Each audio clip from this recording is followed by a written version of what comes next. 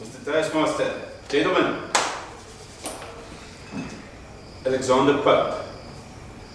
He's a satirist of the 18th century, and he's English. He's credited for the quote, "Blessed is he who expects nothing, for he shall never be disappointed." Don't we often find ourselves deflated when we get ourselves involved and we do something and it doesn't meet our expectations?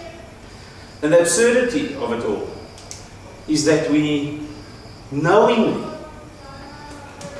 go into those situations, even though we have the experience and even though we've got information at our fingertips. Yet we expect and then we are disappointed. So I'm going to convey and really express and explain this whole situation by means of a story. It really happened.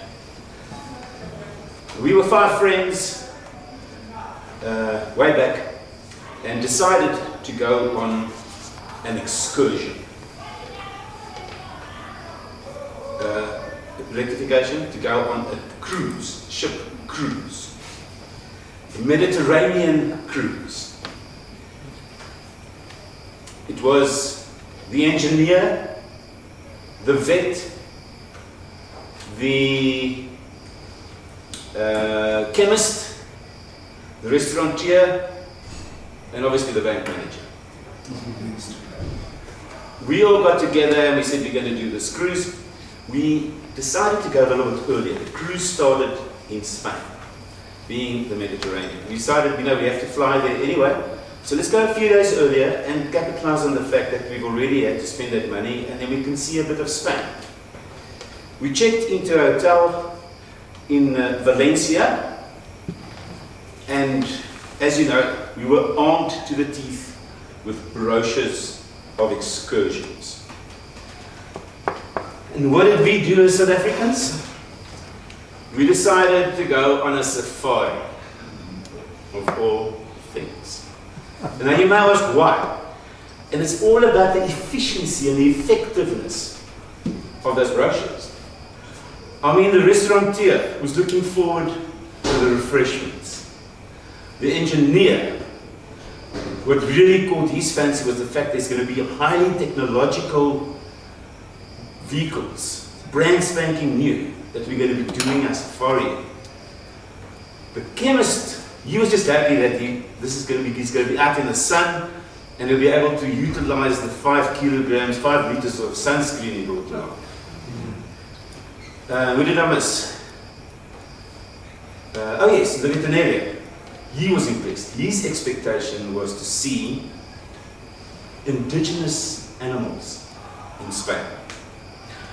The bank manager was not satisfied, but I had to go with the group. It was incredibly expensive. In any event, we had to meet. We had to meet in the foyer of the hotel the next morning at 10 o'clock, in the heat of the day. Our guide arrived, bursting through the swivel empty doors to the foyer of the hotel. Got us together, explained to us how it's going to work, and invited us to please exit the hotel. There will be 5 game viewing vehicles waiting for us in line, each with a driver. The chemist, the type of guy he was, he ran out to get to the first vehicle. And they were there and they got in. When I got out, I realized the vehicles were topless, roofless, windscreenless, little 4x4 Suzuki 2-door vehicles. Each a different color. In any event, number 2, number 3, number 4 filled up. I, the bank manager, elected to go with the guide because I was hoping to negotiate a bit of a discount on the excursion. Everyone in the vehicles, the guide started his vehicle up, drove past the other 4 vehicles and said, "Vamos! Let's go!" And everyone followed. We traveled for a while and eventually we veered off onto a dirt road. But I mean a dirt road. This road was the worst you've ever seen, for example, in the Karoo. It was a dirt track. After about 90 minutes, I've said to the guide, we're not even going to see animals. And he looked around and he pointed at cattle grazing in a field.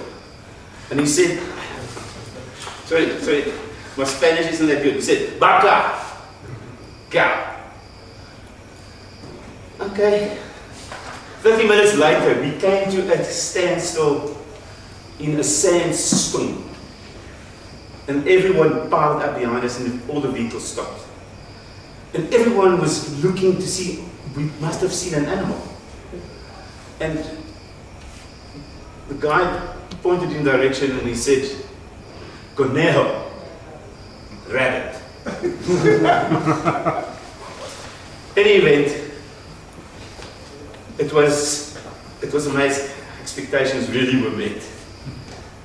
The refreshments was next. He said this is an excellent spot for us to maybe enjoy a refreshment. But at that time I noticed the chemist.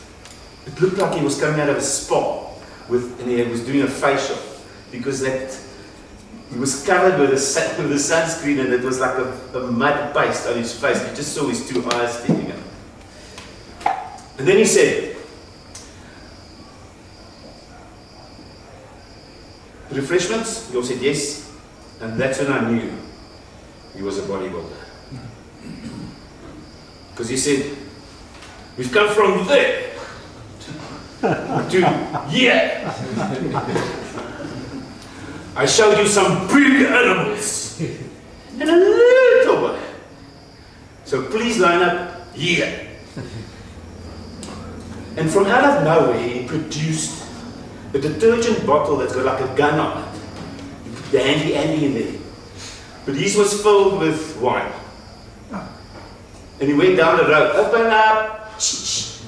Next. And that was the refreshments. So, gentlemen, blessed is he who expects nothing, because he shall never be disappointed. I want to end by saying, common sense is sometimes not uncommon. So, use your common sense and do not set expectations that aren't achievable. Mr. Toastmaster.